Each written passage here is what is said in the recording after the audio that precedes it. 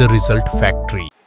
बिहार मंत्रिमंडल विस्तार को लेकर के चला आ रहा माथापच्ची का दौर अब जल्द ही खत्म होने वाला है और यह सब आज मुख्यमंत्री सम्राट चौधरी की पूर्व मुख्यमंत्री नीतीश कुमार और केंद्रीय मंत्री ललन सिंह से हुई मुलाकात के बाद खबर सामने आई है। नमस्कार, मैं हूं प्रियदर्शन और आप देख रहे हैं न्यूज फॉर नेशन। और बिहार की सियासत में इन दिनों सबसे बड़ी चर्चा यह है कि सम्राट चौधरी के नेतृत्व में बिहार में पहली बार भारतीय जनता पार्टी की सरकार तो बन गई है, लेकिन आखिर माजरा क्या है कि 15 अप्रैल को सम्राट चौधरी ने मुख्यमंत्री पद की शपथ ली, लेकिन तब से लेकर के अब तक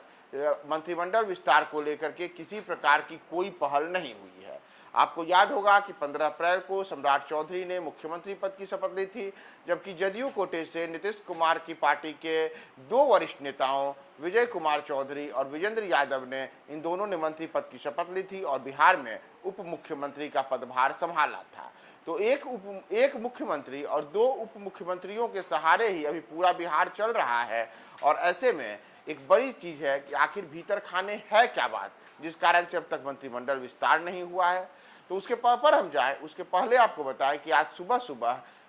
सम्राट चौधरी पूर्व मुख्यमंत्री नीतीश कुमार से मिलने के लिए एक अने मार्ग पहुंचे, जहां फिलहाल नीतीश कुमार रह रहे हैं। दरअसल एक दिन पहले ही मुख्यमंत्री सम्राट चौधरी की सरकार ने विधानसभा के पटल पर विश्वास मत हासिल किया था। तो विश्वास मत हासिल करने के बाद सम्राट चौधरी की नीतीश कुमार के साथ यह पहली मुलाकात रही। इस दौरान नीतीश कुमार और सम्राट चौधरी के बीच अभिवादन हुआ, तो गर्मजोशी के साथ दोनों की मुलाकात भी हुई। लेकिन सूत्रों के अनुसार जो इस मुलाकात के पीछे की सबसे बड़ी खबर है वह है कि सम्राट और नीतीश की इस मुलाकात में बिहार में मंत्रिमंडल विस्तार को लेकर के भी कई किस्म की बातें निकलकर सामने आई हैं। दरअसल आपको बताया कि 15 अप्रैल को जब सम्राट चौधरी ने मुख्यमंत्री पद की शपथ ली, उसके बाद से अभी तक, जैसा मैंने आपको शुरू में ही बताया, कि 3 लोगों के ही माध्यम से राज्य में सरकार चल रही है।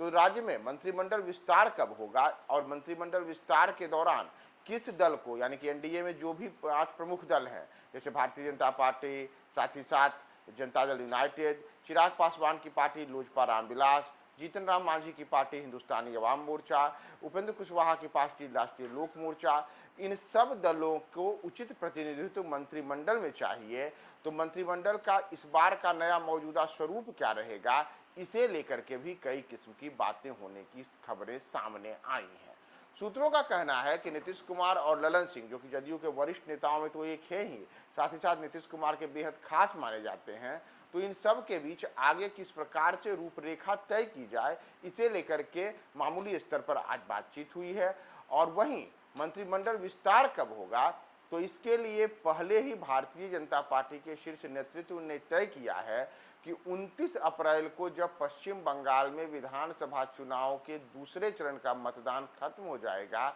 उसके बाद मंत्रिमंडल विस्तार को लेकर के भारतीय जनता पार्टी के बिहार के भाजपा नेताओं के साथ शीर्ष नेतृत्व वार्ता करेगा। दरअसल आपको याद होगा कि पिछले सप्ताह ही सम्राट चौधरी दिल्ली गए थे और वहां उन्होंने प्रधानमंत्री नरेंद्र मोदी से मुलाकात की थी, भाजपा के राष्ट्रीय अध्यक्ष नितिन नवीन से मुलाकात की थी। और इस दौरान भी बातें निकलकर सामने आई थी कि नेताओं से मुलाकात में बिहार में मंत्रिमंडल विस्तार को लेकर के भी उन लोगों के बीच में कुछ बातें हुई हैं, लेकिन इसे सार्वजनिक नहीं किया गया, न ही इसे लेकर के कोई आधिकारिक बयान भी जारी किया गया। वहीं उस दौरान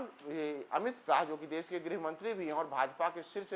नेता माने जाते हैं, उनसे सम्राट चौधरी की मुलाकात नहीं हुई थी, क्योंकि सम्राट चौधरी इस समय भारतीय जनता पार्टी का चुनाव प्रचार का पूरा कमान है वह पश्चिम बंगाल में संभाले हुए हैं। तो पश्चिम बंगाल का जो चुनाव परिणाम जब 4 मई को आएगा और इसके साथ ही साथ तमिलनाडु, केरल, असम और पुडुचेरी के भी चुनाव परिणाम आएंगे, माना जा रहा है कि उसके बाद ही बिहार में मंत्रिमंडल विस्तार को लेकर के किसी किस्म की बातें होंगी। हालांकि उसके पहले 29 अप्रैल से 4 मई के बीच में संभव है कि सम्राट चौधरी और अमित शाह के बीच में कोई मुलाकात हो या फिर टेलीफोनिक वार्ता हो या उनके प्रतिनिधियों के बीच में कोई बातचीत हो, जिसके बाद मंत्रिमंडल विस्तार को लेकर के भाजपा का शीर्ष नेतृत्व अपने मुहर लगाएगा, तब जाकर के बिहार में नए मंत्रियों के शपथ की प्रक्रिया शुरू होगी। तो यह 5 मई या 6 मई को शपथ ग्रहण का समारोह जो है मंत्रिमंडल विस्तार का वह हो सकता है। उसके पहले तमाम जो एनडीए के घटक दल हैं, भाजपा, जदयू, हिंदुस्तानी अवाम मोर्चा, रालोमो, साथ ही साथ लोजपा रामविलास, इनके नेताओं के बीच में आपसी चर्चा होगी और उसमें नए मंत्रियों के नाम को लेकर के सहमति बनेगी। संभव है कि इस बार मंत्रिमंडल में कुछ नए चेहरे भी दिखें। इसमें वे चेहरे भी कुछ दिख सकते हैं जो इन दिनों हाल के समय में नीतीश कुमार के बेटे निशांत के साथ में अक्सर दिखते हैं, और जदयू के 14 ऐसे विधायक हैं जिनको निशांत के टीम 14 के रूप में भी माना जाता है। तो उनमें से कुछ युवा चेहरों को भी बिहार के मंत्रिमंडल में जगह मिल सकती है। साथ ही साथ कहना यहाँ तक है सूत्रों का कि मंत्रिमंडल विस्तार के पहले भाजपा और जदयू के बीच में कुछ विभागों को लेकर के भी आपसी चर्चा होनी है। जैसे अगर आप गृह मंत्रालय को ही देखिए तो नीतीश कुमार वर्ष 2005 में जो मुख्यमंत्री बने तब से लेकर के 2025 के विधानसभा चुनाव तक नीतीश कुमार के पास ही गृह मंत्रालय भी रहा। लेकिन यह पहला मौका था जब 2025 के चुनाव परिणाम आए तो उसके बाद नीतीश मुख्यमंत्री बने और सम्राट चौधरी को गृह मंत्रालय का प्रभार मिला। तो ऐसे में इस बार वही फार्मूला अगर लागू होता है तो जदयू के पास में गृह मंत्रालय आ जाएगा और भारतीय जनता पार्टी के पास तो मुख्यमंत्री का पद है ही। इसी तरीके से कुछ अन्य जो बिहार के प्रमुख विभाग हैं जैसे ग्रामीण विकास विभाग, नगर विकास विभाग, जल संसाधन विभाग,